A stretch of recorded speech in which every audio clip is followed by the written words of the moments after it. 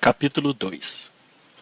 Em O Futuro de uma Ilusão, eu estava menos interessado nas fontes profundas do sentimento religioso do que naquilo que o homem comum entende como sua religião, o sistema de doutrinas e promessas que, de um lado, lhe esclarece os enigmas desse mundo com invejável perfeição e, de outro, lhe garante que uma solícita providência velará por sua vida e compensará, numa outra existência, as eventuais frustrações dessa. Essa providência o homem comum só pode imaginar como um pai grandiosamente elevado.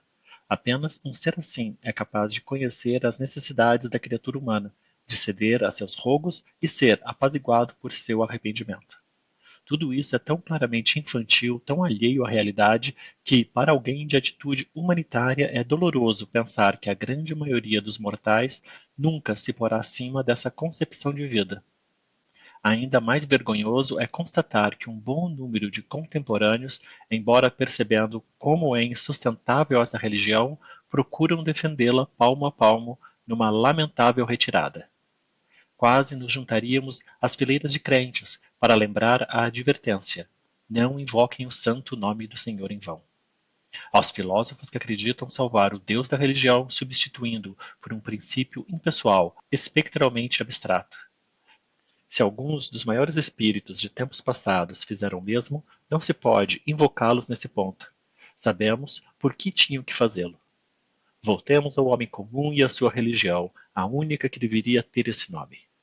Então nos ocorrem as conhecidas palavras de um de nossos grandes poetas e sábios ao se manifestar sobre os laços da religião com a arte e a ciência. Elas dizem: quem tem ciência e arte, tem também religião. Quem essas duas não tem, esse tem a religião. Por um lado, a religião é aí colocada em oposição às duas maiores realizações do ser humano. Por outro, afirma-se que ela pode representar ou substituir ambas, no que toca ao valor para a vida. Se quisermos privar o homem comum de sua religião, tudo indica que não teremos a nosso favor a autoridade do poeta. Tentaremos um caminho particular para a apreciação do seu dito. A vida, tal como nos coube, é muito difícil para nós. Traz demasiadas dores, decepções, tarefas insolúveis. Para suportá-la, não podemos dispensar paliativos. Sem construções auxiliares, não é possível, disse Theodore Fontaine. Existem 3 desses recursos, talvez. Poderosas diversões que nos permitem fazer pouco de nossa miséria, gratificações substitutivas que a diminuem e substâncias inebriantes que nos tornam insensíveis a ela. Algo desse gênero é imprescindível. É para as distrações que aponta Voltaire ao terminar seu Cândido, com a sugestão de cada qual cultivar seu jardim. Uma tal distração é também a atividade científica. As gratificações substitutivas, tal como a arte as oferece, são ilusões face à realidade, nem por isso menos eficazes psiquicamente, graças ao papel que tem a fantasia na vida mental. Os entorpecentes influem sobre o nosso corpo, mudam a sua química. Não é fácil ver o lugar da religião nessa série. Teremos que lançar mais longe o olhar.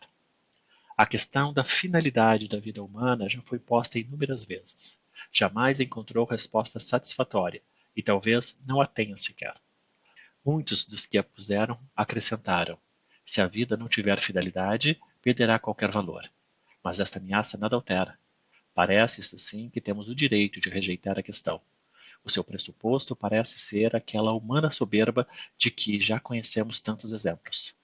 Ninguém fala sobre a finalidade da vida dos animais, a menos que ela consista em servir aos homens, talvez. Mas isso também não é sustentável, pois, como muitos animais, o ser humano não sabe o que fazer, exceto descrevê-los, classificá-los, estudá-los, e inúmeras espécies animais se furtaram também a esse uso, ao viver e se extinguir antes que o homem as visse. Novamente, apenas a religião sabe responder à questão sobre a finalidade da vida. Dificilmente erramos ao concluir que a ideia de uma finalidade da vida existe em função do sistema religioso. Então passaremos à questão menos ambiciosa: o que revela a própria conduta dos homens acerca da finalidade e intenção de sua vida? O que pedem eles da vida e desejam nela alcançar? É difícil não aceitar a resposta. Eles buscam a felicidade, querem se tornar e permanecer felizes. Essa busca tem 2 lados. uma meta positiva e uma negativa, que era a ausência de dor e desprazer, e, por outro lado, a vivência de fortes prazeres. No sentido mais estrito da palavra, felicidade se refere apenas à segunda. Correspondendo a essa divisão das metas, a atividade dos homens se desdobra em duas direções, segundo procure realizar uma ou outra dessas metas, predominantemente ou mesmo exclusivamente. Como se vê, é simplesmente o programa do princípio do prazer que estabelece a finalidade da vida. Este princípio domina o desempenho do aparelho psíquico desde o começo. Não há dúvidas quanto à sua adequação, mas seu programa está em desacordo com o mundo inteiro, tanto o macrocosmos como o microcosmos. É absolutamente inexequível, todo o arranjo do universo o contraria. Podemos dizer que a intenção de que o homem seja feliz não se acha no plano da criação. Aquilo a que chamamos felicidade, no sentido mais estrito, vem da satisfação repentina de necessidades altamente represadas, e por sua natureza é possível apenas como fenômeno episódico. Quando uma situação desejada pelo princípio do prazer tem prosseguimento, isso resulta apenas em um morno bem-estar. Somos feitos de modo a poder fruir intensamente só o contraste, muito pouco o estado. Logo, nossas possibilidades de felicidade são restringidas por nossa constituição. É bem menos difícil experimentar a infelicidade. O sofrer nos ameaça a partir de três lados: do próprio corpo, que, fadado ao declínio e à dissolução, não pode sequer dispensar a dor e o medo como sinais de advertência; do mundo externo, que pode se abater sobre nós com forças poderosíssimas, inexoráveis, destruidoras; e, por fim, das relações com os outros seres humanos. O sofrimento que se origina dessa fonte nós experimentamos talvez mais dolorosamente que qualquer outro. Tendemos a considerá-lo um acréscimo um tanto supérfluo, ainda que possa ser tão fatidicamente inevitável quanto o sofrimento de outra origem. Não é de admirar que, sob a pressão dessas possibilidades de sofrimento, os indivíduos costumem moderar suas pretensões à felicidade, assim como também o princípio do prazer se converteu no mais modesto princípio da realidade, sob a influência do mundo externo.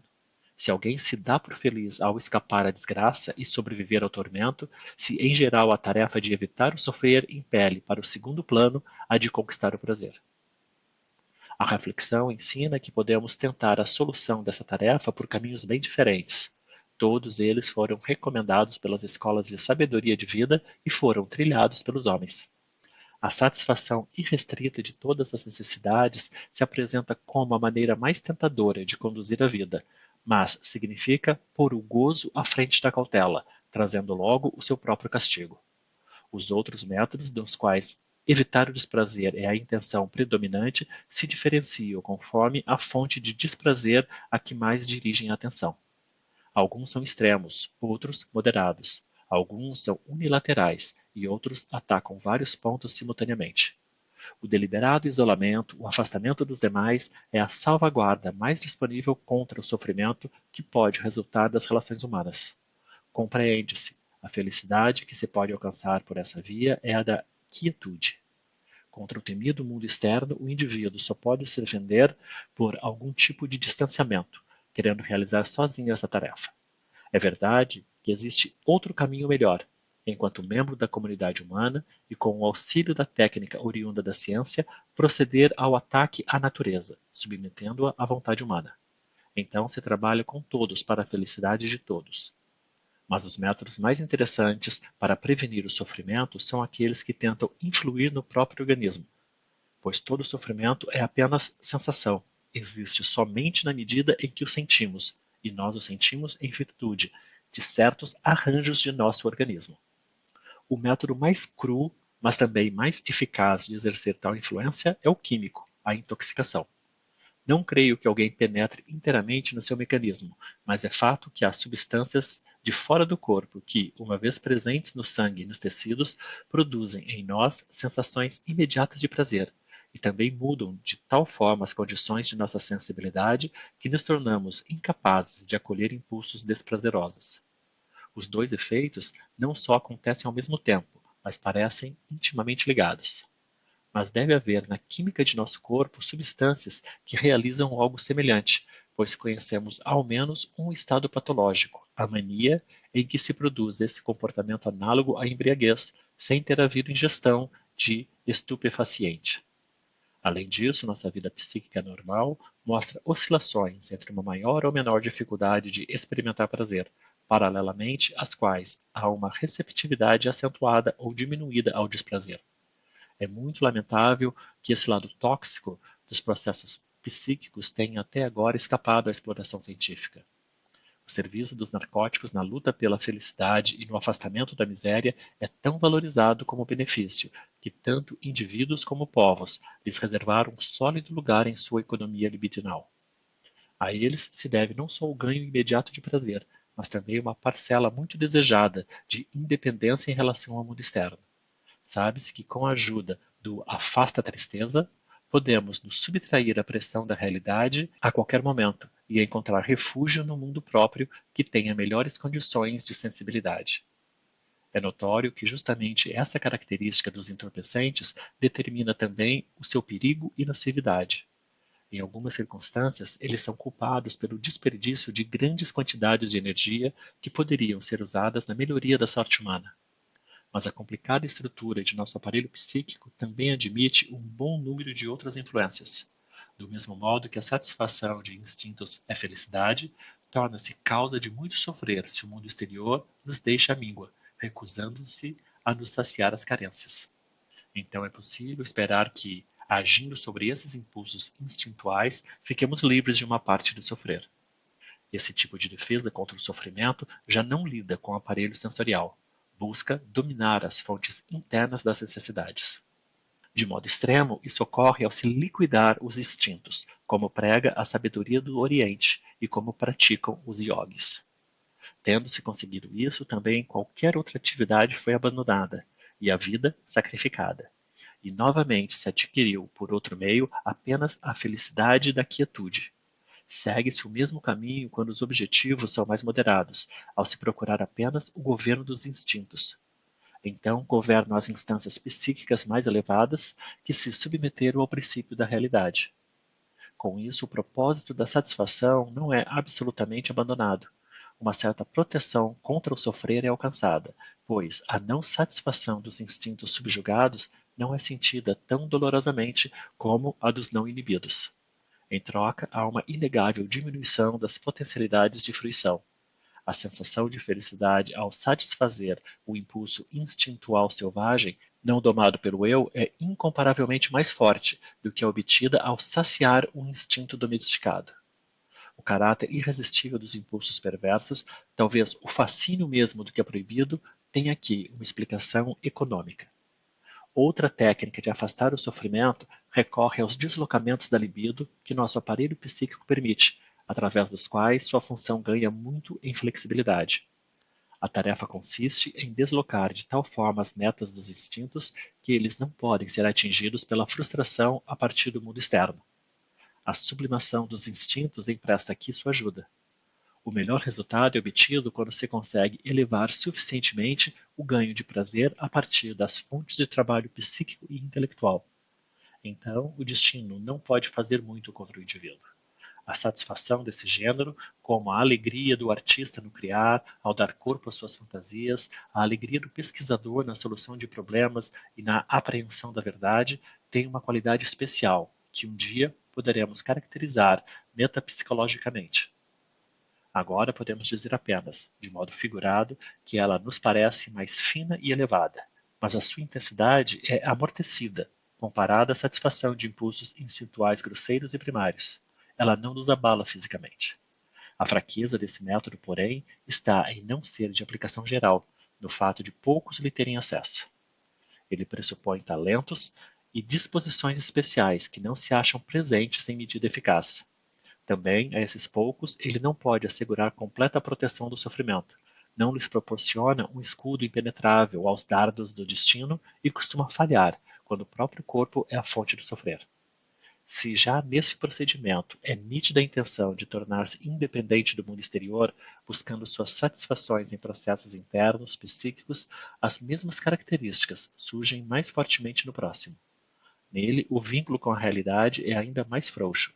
A satisfação é obtida de ilusões que a pessoa reconhece como tais, sem que a discrepância entre elas e a realidade lhes perturbe a fruição. O âmbito de que se originam tais ilusões é aquele da vida da fantasia, quando ocorreu o desenvolvimento do sentido da realidade. Ele foi expressamente poupado do teste da realidade e ficou destinado à satisfação de desejos dificilmente concretizáveis.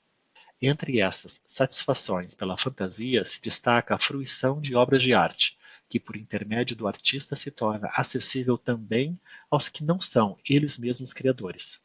Quem é receptivo à influência da arte nunca a estima demasiadamente como fonte de prazer e consolo para a vida, mas a suave narcose em que nos induz a arte não consegue produzir mais que um passageiro alheamento às durezas da vida, não sendo forte o bastante para fazer esquecer a miséria real. Mais enérgico e mais radical é um outro procedimento, que enxerga na realidade o único inimigo, a fonte de todo o sofrimento, com a qual é impossível viver e com a qual, portanto, devem-se romper todos os laços para ser feliz em algum sentido. O eremita dá as costas a esse mundo. Nada quer saber dele. Mas pode-se fazer mais. Pode-se tentar refazê-lo, construir outro em seu lugar, no qual os aspectos mais intoleráveis sejam eliminados e substituídos por outros conforme aos próprios desejos. O indivíduo que, em desesperada revolta, encetar esse caminho para a felicidade, normalmente nada alcançará. A realidade é forte demais para ele. Torna-se um louco, que em geral não encontra quem o ajude na execução do seu delírio. Mas disse que cada um de nós, em algum ponto, age de modo semelhante ao paranoico, corrigindo algum traço inaceitável do mundo de acordo com seu desejo e inscrevendo esse delírio na realidade. É de particular importância o caso em que grande número de pessoas empreende conjuntamente a tentativa de assegurar a felicidade e proteger-se do sofrimento através de uma delirante modificação da realidade. Devemos caracterizar como tal delírio de massa também as religiões da humanidade. Naturalmente, quem partilha o delírio jamais o percebe. Não acredito que seja completa essa enumeração de métodos pelos quais os homens se esforçam em obter a felicidade e manter a distância do sofrer. E sei também que o material admite uma outra ordenação. Um desses procedimentos ainda não mencionei. Não que o tenha esquecido, mas porque nos ocuparemos dele ainda em outro contexto. E como seria possível esquecer justamente essa técnica da arte de viver? Ela se distingue pela combinação muito peculiar de características diversas. Claro que também procura independência face ao destino, o melhor nome a se usar, e com esse propósito localiza a satisfação em processos psíquicos internos, valendo-se aí do mencionado caráter deslocável da libido, mas não se afasta do mundo exterior, agarra-se aos seus objetos pelo contrário, e obtém felicidade de uma relação afetiva para com eles. Também não se dá por satisfeita com evitar o desprazer, uma meta, digamos, de cansada resignação, mas ignora isso e se apega ao esforço original, apaixonado por uma realização positiva da felicidade. Talvez ela realmente se aproxime mais dessa meta do que qualquer outro método. Estou falando, claro, daquela orientação de vida que tem o amor como centro, que espera toda a satisfação do amor e ser amado. Essa atitude psíquica é familiar a todos nós. Uma das formas de manifestação do amor, o amor sexual, nos proporcionou a mais forte experiência de uma sensação de prazer avassaladora, dando-nos assim o modelo para a nossa busca de felicidade. Nada mais natural do que insistirmos em procurá-la no mesmo caminho em que a encontramos primeiro. O lado frágil desta técnica de vida é patente, senão a ninguém ocorreria abandonar esse caminho por outro. Nunca estamos mais desprotegidos até o sofrimento do que quando amamos. Nunca mais desamparadamente infelizes do que quando perdemos o objeto amado ou seu amor. Mas com isso não encerramos o tema da técnica de vida baseada no valor de felicidade do amor. Haverá muito mais a dizer sobre isso. Aqui podemos transitar para o caso interessante em que a felicidade na vida é buscada, sobretudo, no gozo da beleza. Onde quer que ela se mostre a nossos sentidos e nosso julgamento, a beleza das formas e dos gestos humanos, de objetos naturais e de paisagens, de criações artísticas e mesmo científicas. Essa atitude estética para com o objeto da vida não oferece muita proteção contra a ameaça do sofrer, mas compensa muitas coisas. A fruição da beleza tem uma qualidade sensorial peculiar, suavemente inebriante. não há utilidade evidente na beleza, nem se nota uma clara necessidade cultural para ela. No entanto, a civilização não poderia dispensá-la. A ciência da estética investiga as condições em que o belo é percebido. Sobre a natureza e origem da beleza, ela nada pôde esclarecer. Como de hábito, o insucesso é escondido numa prodigalidade de palavras altissonantes e pobres de sentido. Infelizmente, tampouco a psicanálise tem muito a dizer sobre a beleza. O que parece fora de dúvida é apenas a derivação do terreno das sensações sexuais. Seria o exemplo perfeito de um impulso inibido em sua meta. A beleza e a atração originalmente são características de objeto sexual. É digno de nota que os genitais mesmo, cuja visão tem efeito excitador, quase nunca sejam tidos como belos, enquanto a qualidade da beleza parece ligada a certas características sexuais secundárias. Apesar dessa incompletude de nossa investigação, arrisco-me a dizer algumas observações conclusivas. O programa de ser feliz que nos é imposto pelo princípio do prazer é irrealizável, mas não nos é permitido, ou melhor, não somos capazes de abandonar os esforços para, de alguma maneira, tornar menos distante a sua realização. Nisso, há diferentes caminhos que podem ser tomados, seja dando prioridade ao conteúdo positivo da meta, à obtenção do prazer, ou ao negativo, evitar o desprazer. Em nenhum desses caminhos podemos alcançar tudo o que desejamos. No sentido moderado em que é admitido como possível, a felicidade constitui um problema da economia libidinal do indivíduo. Não há aqui um conselho válido para todos. Cada um tem que descobrir a sua maneira particular de ser feliz. Fatores, os mais variados, atuarão para influir em sua escolha. Depende de quanta satisfação real ele pode esperar do mundo exterior e de até que ponto é levado a fazer-se independente dele. E também, afinal, de quanta força ele se atribui para modificá-lo conforme seus desejos. Já nesse ponto, a constituição psíquica do indivíduo, à parte as circunstâncias externas, será decisiva. Aquele predominantemente erótico dará prioridade às relações afetivas com outras pessoas. O narcisista, inclinado à autossuficiência, buscará as satisfações principais em seus eventos psíquicos internos. O homem de ação não largará o mundo externo, no qual pode testar a sua força. Para o segundo desses tipos, a natureza de seus dons e a medida de sublimação instintual que lhe é possível determinarão onde colocará seus interesses. Toda decisão extrema terá como castigo o fato de expor o indivíduo aos perigos inerentes a uma técnica de vida adotada exclusivamente e que se revele inadequada.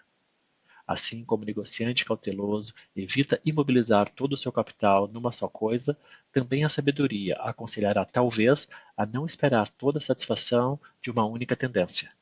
O êxito jamais é seguro. Depende da conjunção de muitos fatores, e de nenhum mais, talvez, que da capacidade da constituição psíquica para adaptar sua função ao meio e aproveitá-lo para conquistar prazer. Quem possuir uma constituição libidinal particularmente desfavorável e não tiver passado apropriadamente pela transformação e reordenação de seus componentes libidinais, imprescindível para realizações posteriores, terá problema em obter felicidade da sua situação externa, ainda mais quando for colocado frente a tarefas difíceis. A última técnica de vida que ao menos lhe promete satisfações substitutivas é a fuga para a doença neurótica, que em geral ele empreende ainda jovem. O indivíduo que numa idade posterior fracassa nos esforços pela felicidade encontra ainda consolo no prazer obtido por meio da intoxicação crônica ou faz a desesperada tentativa de rebelião, que é a psicose. A religião estorva esse jogo de escolha e adaptação ao impor igualmente a todos o seu caminho para conseguir felicidade e guardar-se do sofrimento. Sua técnica consiste em rebaixar o valor da vida e deformar delirantemente a imagem do mundo real, o que tem por pressuposto a intimidação da inteligência. A esse preço, pela veemente fixação de um infantilismo psíquico e inserção num delírio de massa, a religião consegue poupar a muitos homens a neurose individual. Mas pouco mais que isso. Existem, como dissemos, muitos caminhos que podem levar à felicidade, tal como é acessível ao ser humano, mas nenhum que a ele conduza seguramente. Tampouco a religião pode manter sua promessa. Quando o crente se vê finalmente obrigado a falar dos inescrutáveis desígnios do Senhor, está admitindo que lhe restou, como última possibilidade de consolo e fonte de prazer no sofrimento, apenas a submissão incondicional. E se está disposto a isso, provavelmente poderia ter se poupado o rodeio.